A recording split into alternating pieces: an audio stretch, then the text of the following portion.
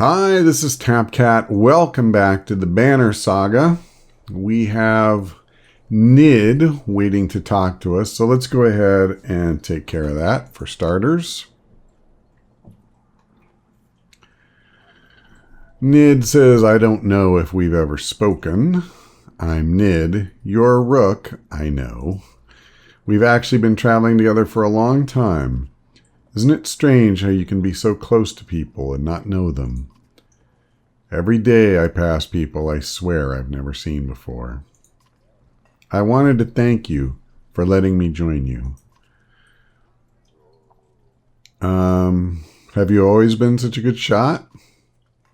Honestly, I never even tried before Oddleaf made me. I spent my whole life making clothes, cleaning.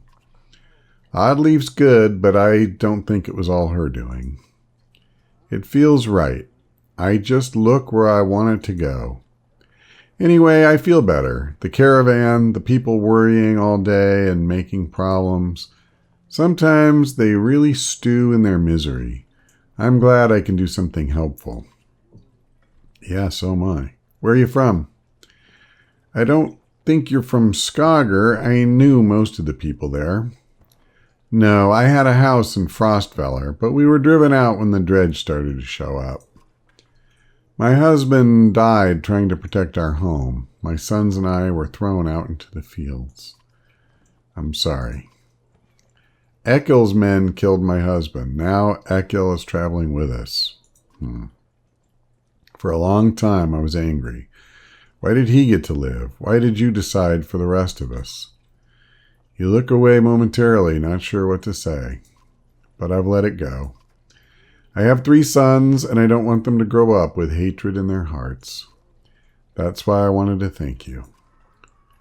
You're welcome. I should be going. Don't think anything of it. We all have our own problems to deal with.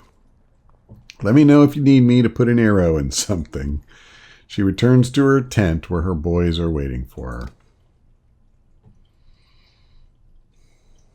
All right. We have to rest. I got to get my morale up a little bit. Oh, man. It didn't even... I'll do one more day. So at least we're up to good. I was hoping it would go up 1 notch each day. So all of our guys are healed. I hate to say it. I don't think I dare use any more of our supplies. I just don't know how many days worth we need and how much rest we'll need as we move forward. So let's go ahead and go.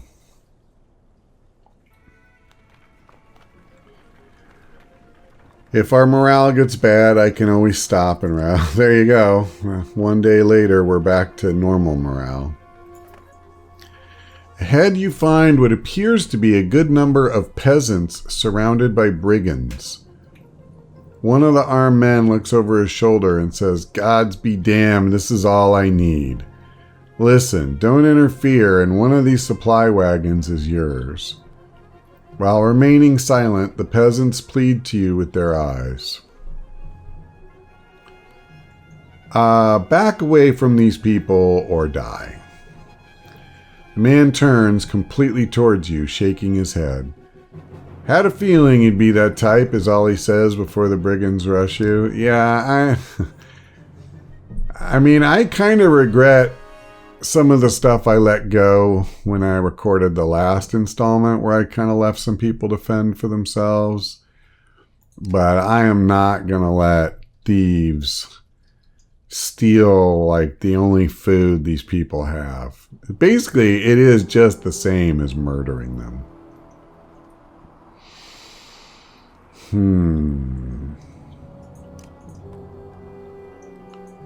All right. Let's see. I'm looking to take out some archers here, ASAP.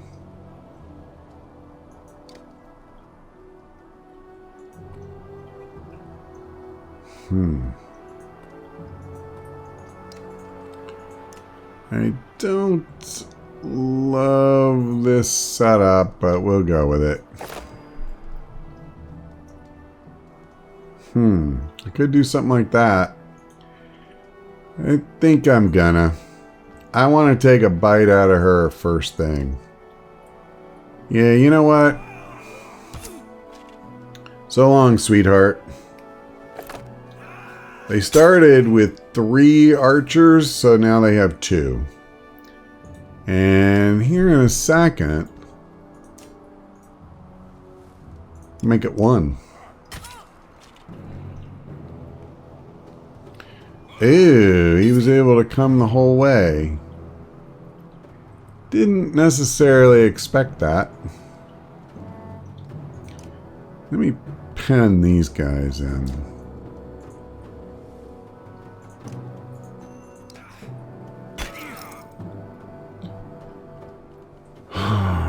Alright, let me think. I don't think I want to stand here and do that.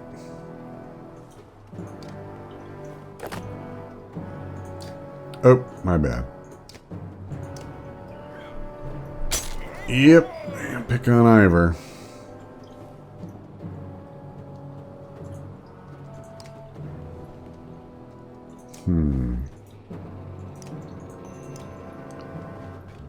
Alright, we're going to weaken this guy while we walk away from him.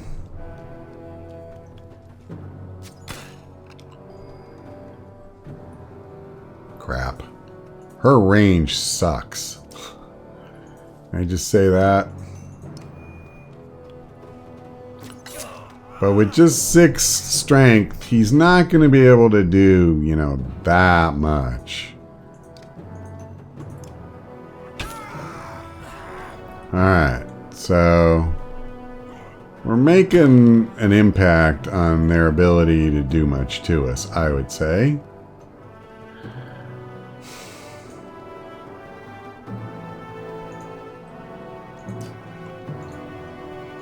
I keep clicking the wrong thing. I may regret moving him over in that direction, honestly. I mean, I wanted her dead. So that part is great. But, I don't know.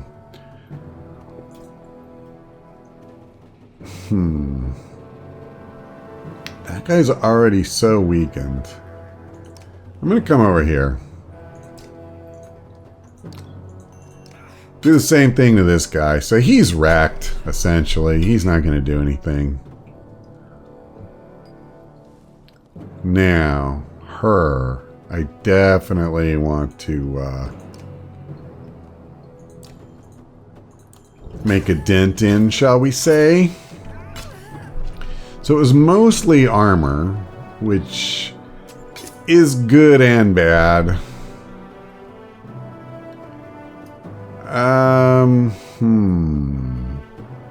That guy is quite strong. Here's what I think. Crap. I kind of wish I hadn't done that, but oh well. Let me do this. I'll try to set him up for Ivor, although I don't think I managed to.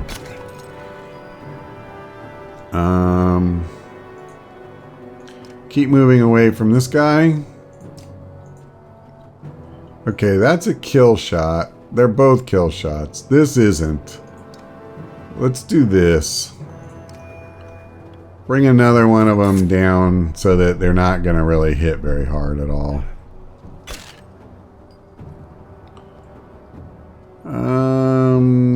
That's fine. Oh, brother, really? Yeah, that's fine. I'll just do this. So he has no armor. Literally anybody can kill him now.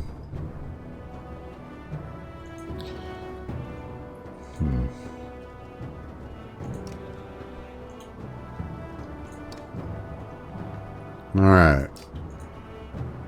I could get him down to 8 strength.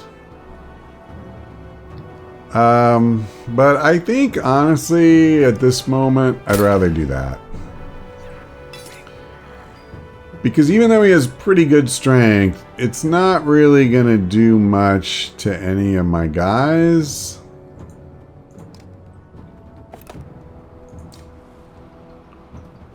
Alright, I think I'm ready to go for a kill here.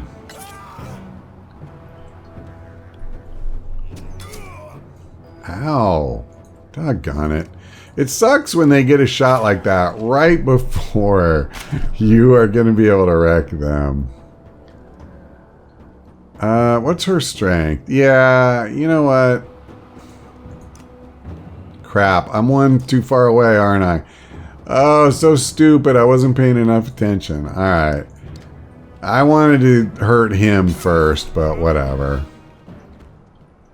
Yeah, it's not good giving him an extra move. See, Ivor really paid a heavy price for that.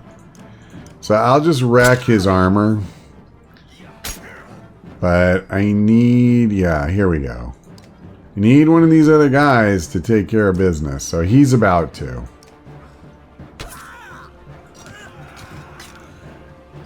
And Ivor's down. That's exactly what I was trying to avoid.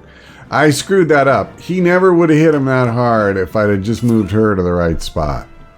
We could have taken a big chunk out of his strength. I just screwed up. I lost my focus for a second. That's all it took, so. Alright, so Rook and Ivor both. I think they're the only two are going to be hurt now. That's just what I needed.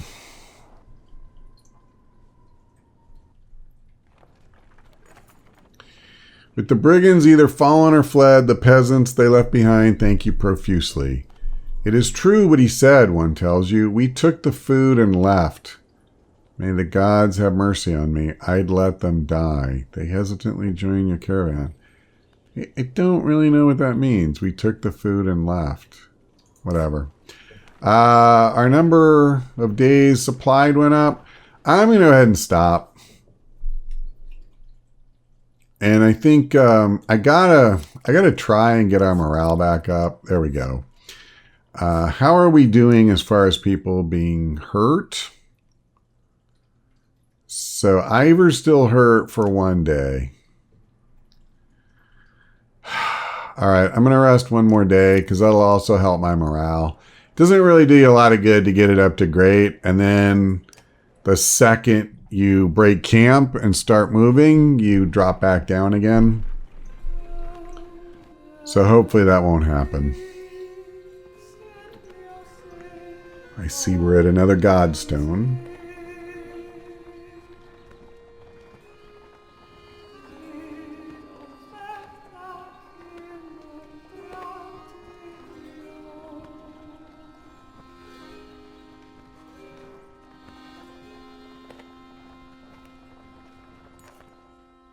The godstone for Ingrid, goddess of knowledge, looks on as the caravan takes a much-needed rest. Ivor shoos some children away from a solitary dredge slinger lying dead beneath the stone. Should we be worried about that, you ask Ivor, pointing to the dredge body. I don't think so, he replies. Still, couldn't hurt to have a few guards look around. Hours pass without warning. Sure, we'll inspect it. Ingrid's godstone is carved with ancient runes, which don't make much sense to you, though Avon tells you some of the menders have deciphered them. It's how the menders learn the language of the gods. Past the largest stone, a long series of slabs contain more writing all the way down the hill. The odd thing he tells you is that the writing occasionally changes depending on who is reading it. It is interesting. Usually it describes the history of the gods, but it can be about nearly any topic. Sadly, Avon doesn't know how to read it himself. Juno could, he says. Well, it's a shame we don't have her here instead, then. Let's pack up and move on. As you're ready to depart, you hear screams from near the main godstone. The same boys, so curious about the dead dredge, are shrieking and pointing. For a moment, you think it must not have been dead, but then you see that they have opened a wrapping that was in the dredge's hands. Wait, says Ivor, his arm across your chest. This shouldn't be seen. Get everyone away. Alette pushes past and gasps. Stop, shouts Ivor, but the curious onlookers have already seen it. What did they see? Leave it. On the ground before the dead slinger, is a small stony figure, its hand searching for something it can't find. That's a baby. That dredge is a woman? We've been killing women. We've been slaughtering women and children this whole time? Leaving them to die? In a war, it's only the males who fight. We've been fighting these dredge the whole way. Why are women with children on their backs attacking us? They're not invading, they're running. Everyone stops dead in their tracks. The entire caravan is gathered around, aghast. When I spoke to Juno, she told me something was coming. She didn't know what. A darkness. Something black is covering the world, and the dredge are running from it just as we're running from them. The serpent, the quake, it's all the beginning of the end. Ivor, you knew? Why? Why didn't you say something?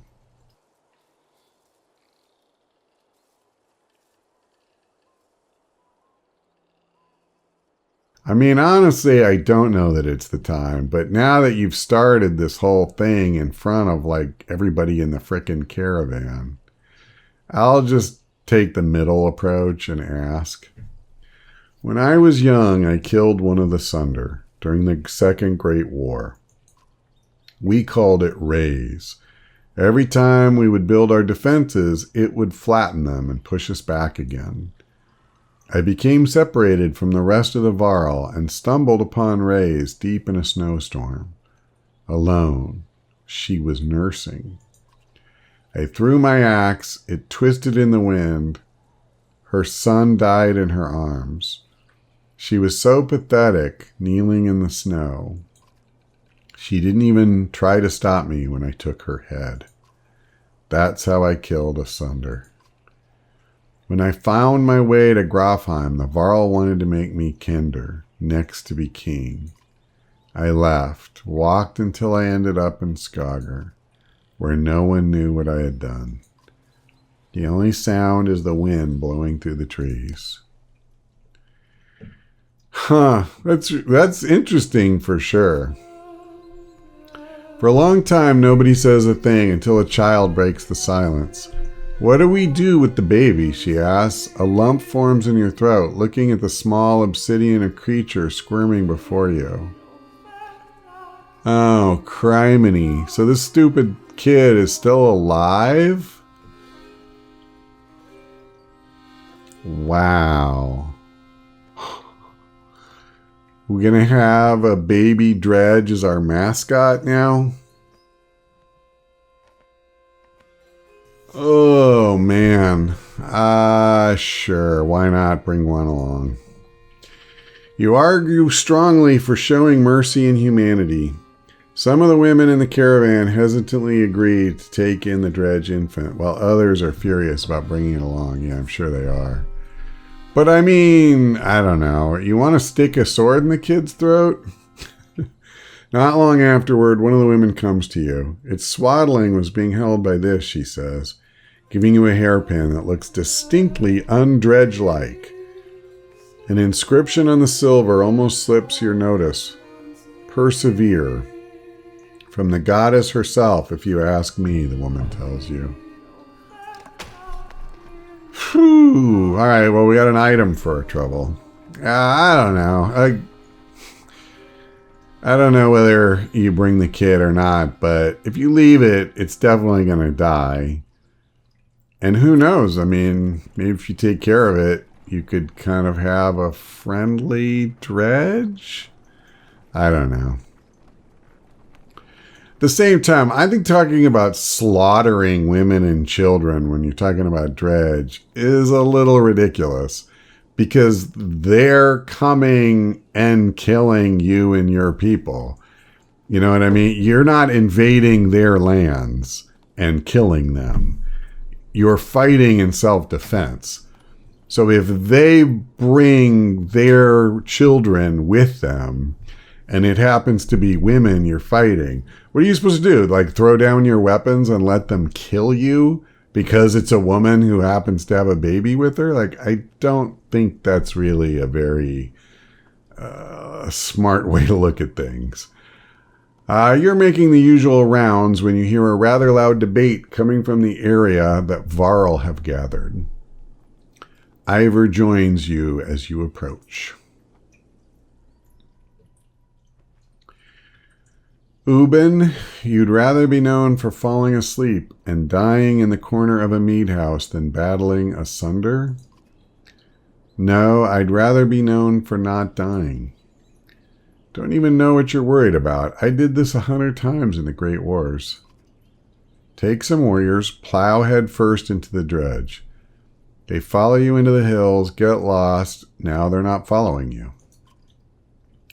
When you did this 100 times, did they have Bellower leading them? Have you never heard about the time I hit Bellower in the head with a throwing axe? Both Varl halt their debate when they suddenly notice you watching. What's this about? Careful, my friend. A lot of old history getting thrown around here. The warriors were just noting that there's a damn good number of dredge on our asses. Bellower pulling up the rear. This one thinks he can just wander up there and throw them off our tracks. How about some gratitude? Thought you'd be happy to finally be oldest Varl in the land, Ubin. I'm never happy to lose more Varl, Crummer. Besides, I'm not convinced you're really older than me. Yeah, let's stay together. Ha, that might work on Ivor, little one. I'm not asking for your blessing. Yeah, I didn't think I'd get away with that. In the old days, I'd already be halfway to the battlefield by now. Speaking of which, you coming, Ingvar? You could ask Bellower for your arm back. Don't think so. Not exactly in the mood right now. All right, then. I'll tell Hatterborg you said hello. Crummer and a good many Varl warriors head out toward the growing army of dredge. Is he going to come back? He always has before. But this time feels different, I fear. Yeah, that's how I feel. Makes me glad that I didn't pay 15 renown to promote him.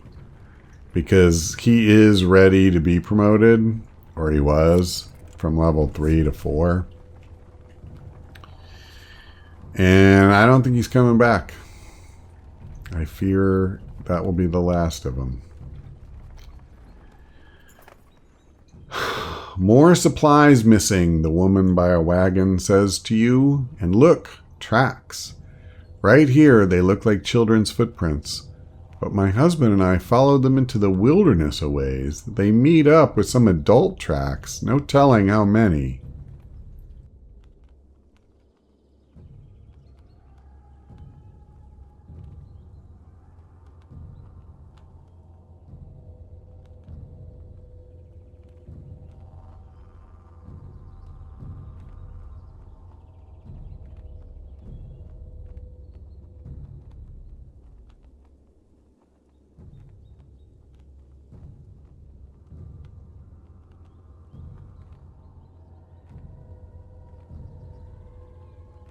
All right, let's send scouts to look for anyone following us. You round up some volunteers who depart quietly. They return that evening with reports of a few tracks that ultimately lead nowhere. Someone may be trying to hide their tracks, but you don't have time to continue the search. Wow, this is really going to hurt us. We don't have that many supplies left. I see we're coming up on a town at least. Gather round, doubters, echoes a shout in the distance as Crummer and his band of warriors break through nearby foliage.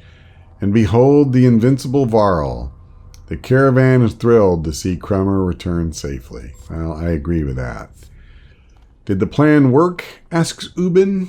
Work, responds Crummer. Of course it worked. Same old dredge. Should be another day or two at least before they even find their own asses. That's good. And if you apologize, I'll tell how I found these, Crummer says, tossing you a pair of leather gloves that look big enough for a varl. He leans in close, whispering so Ubin can't hear. Had something to do with a raven's nest and a hair tie. I don't know what that means, but yeah, okay, that's what I thought. We got an item. Well, that's interesting. As Sigurholm approaches, we fear the worst. The once calm lake surrounding it now looks like a bowl that has been flipped. Proud home sinking into muddy water. A side effect of the quake. What has the rest of the world become on the other side of those mountains?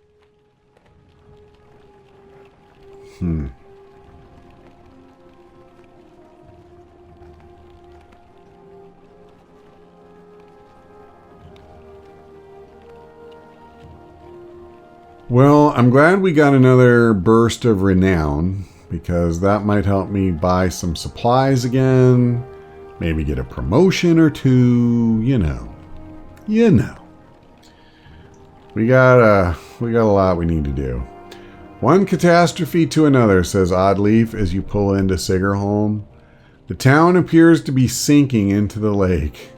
Townspeople peek from dark windows and makeshift hovels farther up the hill. No, says Avon, looking frantic. Where is she? He runs to the front of the caravan, looking out over the water. Juno isn't here, and you get the creeping feeling you are not welcome either. Going upriver looks out of the question. The beach is bare, aside from the occasional skeleton of a ruined fishing boat. You reluctantly set up camp in the sinking town. Is there... Oh. All I'm saying is, how long are you willing to wait? While taking stock of caravan, you've inadvertently walked into a debate between Oddleaf and Avon. As long as we need to. Yeah, that's not going to happen. And I think we need to get out of here. I don't feel good about this place. Why? What's wrong? Something doesn't feel right. The people here are staring at us like those vultures in the waste. I'm sorry, Avon. I think Oddleaf is right. I saw a man. The whole time we were setting up, he was just watching me. In a creepy way. And how long before the dredge find us here?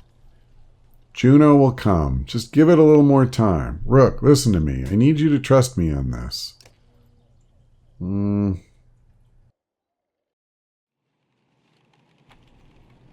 Okay. There is a market, so let's check that really quickly. Oh man, it's super expensive. We only get 3. Like at the last town, I think we got 6 supplies for each one renowned we spent.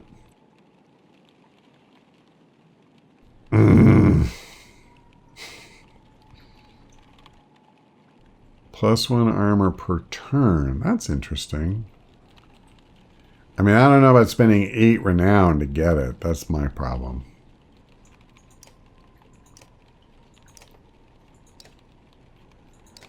Yeah, this is going to be rough.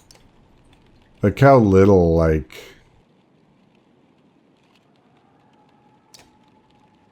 I really am not too keen on this. Alright, let's talk to Avon really quickly. Well, I hope it's quick. You're really worried about her, aren't you? What? Oh, Juno. Worried doesn't begin to describe it. If she doesn't find us here, or something has happened to her, are you sure what you saw was real? It could have been a dream, or, I don't know, you were pretty exhausted. I don't know, to be honest. I'm not sure anymore. Everything's a blur. Don't tell the others I said that. I have to hope it wasn't just a dream. How exactly does weaving work, anyway? Well, the hardest part is usually seeing the threads. Everything is part of the tapestry. It's made of threads woven together. If you can see the threads, you can manipulate them. I don't know how to explain it, really. It's like trying to play a harp with invisible strings. Look at my staff, for example. Some menders carve intricate patterns in the wood to help them remember the shapes of, like I said, hard to explain. Why is Bellower still following us? I saw Grofheim as it burned. Avon gets a faraway look in his eyes. The sunder blew through it like a tempest. The Varl fell in the thousands. Most of the sunder left the city and headed south. Who knows where they are now? They might be destroying every town they come to, or heading toward Arborang. Bellower stayed in Grofheim, just for the sport of it, I think. As we fled to Einartoft, I thought he must want to wipe the Varl off the map completely. But then he came after us. Maybe he knew Ivar was the one who killed Reyes. Maybe, but let's just make sure he doesn't catch up.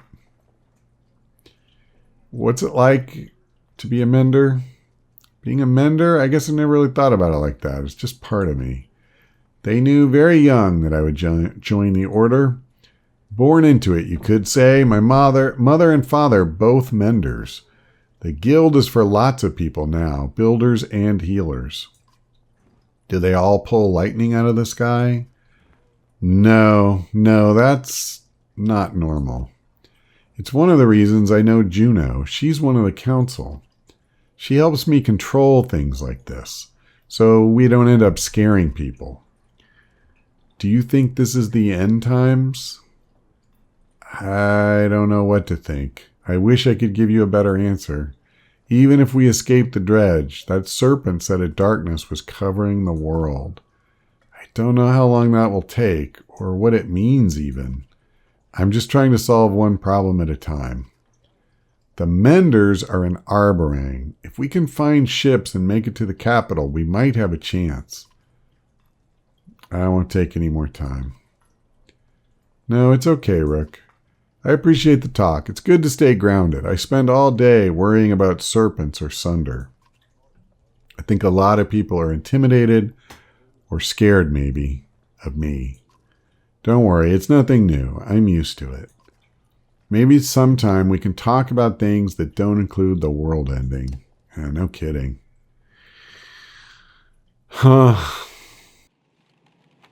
All right. Well, this is definitely a natural place to cut off, I think. So we'll go ahead and leave it here for now. Thanks for watching. I hope we see you next time.